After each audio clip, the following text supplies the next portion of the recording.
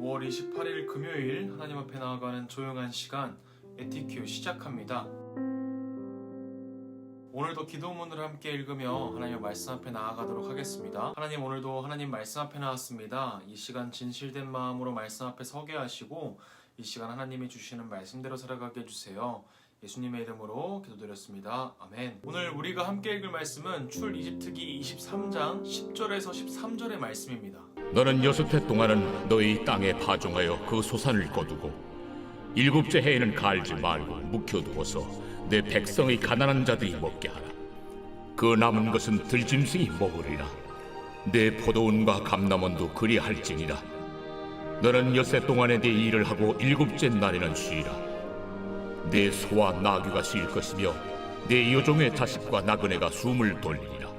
내가 네게 이른 모든 일을 삼가 지키고 다른 신들의 이름은 부르지도 말며 내 입에서 들리게도 하지 말지니라. 하나님께서는 이제 이스라엘에게 안식년과 안식일에 대해서 말씀하세요. 사람이 쉼을 누리도록 하시는 그 하나님의 뜻을 우리가 보게 되는 거예요. 사실 우리 중에 쉬는 것을 싫어하고 하고 싶어 하지 않은 사람이 있나요? 요즘 어른들 사이에서 가장 가지고 싶어 하는 것이 워라벨이라고 해요. 직장에서 일하는 것과 마찬가지로 직장에서 일하는 것과 나의 삶의 균형을 맞추고 싶어 하는 거예요. 또 비슷한 개념으로 스라벨이 생겨났다고 해요. 스터디 라이프 밸런스라고 해서 공부와 나의 삶 가운데 균형을 맞추고 싶어 하는 모습이 우리 친구들에게도 많이 있을 것 같아요. 그런데 우리가 살아가면서 이렇게 우리 삶의 균형을 찾는 이유, 쉬는 것을 소망하는 이유가 무엇일까요? 그만큼 우리의 삶 속에 휴식이 없기 때문일 것 같아요. 점점 더 공장에서 계속해서 돌아가는 그 기계의 모습이 우리의 삶을 보여주는 것 같은 느낌이 들 때가 많이 있어요. 사실 코로나가 시작된 이후에 우리의 삶의 모든 부분이 잠시 멈춘 것 같아 보였지만 어느 순간 그만큼 뒤처진 만큼 더 많이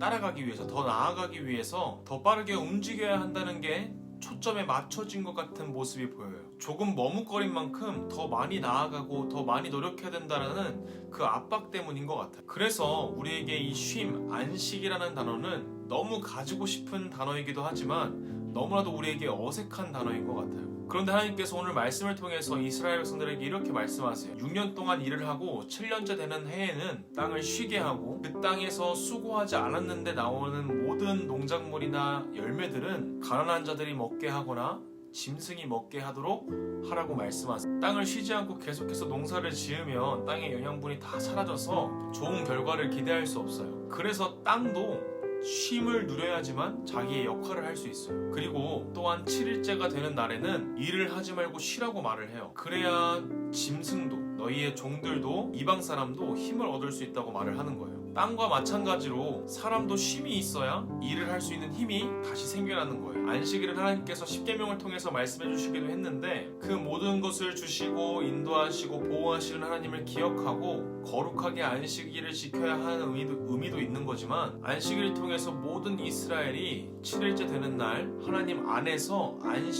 쉼을 누리게 하고자 하셨던 거예요. 그런데 우리에게 하루를 온전하게 푹 쉴 수 있는 조건이 무엇인가요? 나에게 하루 동안 온전히 휴식을 취하게 하려면 먼저 해내야 하는 조건이 우리에게 너무나도 많이 있어요. 우리는 단 하루를 쉬기 위해서 너무나도 많은 것들을 생각해야 해요. 그런데 하나님께서는 7년 중에 1년을 쉬게 하시고 7일 중에 하루를 쉬게 하세요. 그런데 우리가 1년 동안 일을 하지 않고 쉬는 것이 가능할까요? 사실 어려울 것 같아요. 남들과는 다르게 뒤처진다는 느낌이 들 것 같고 그 1년 동안의 불안감 때문에 제대로 쉬지 못하는 모습이 더 많이 있을 것 같아요. 내가 일을 하지 않고 쉬는 것에 대해서 불안감이 들 거예요. 그 미래에 대한 불안감 때문에 우리는 온전한 안식과 쉼을 누리지 못하겠죠. 그러나 하나님께서는 7일 중에 하루를 푹 쉬어도 7년 중에 1년을 푹 쉬어도 하나님께서 채워주시겠다고 말씀하는 거예요. 이스라엘이 순종할 때 하나님께서 그 쉼의 순간을 하나님의 방법으로 채워주신다고 말씀하고 있는 거예요. 마치 출애굽 그 당시에 만나와 메추라기로 이 이스라엘을 채우셨던 것처럼 이 이스라엘의 그 쉼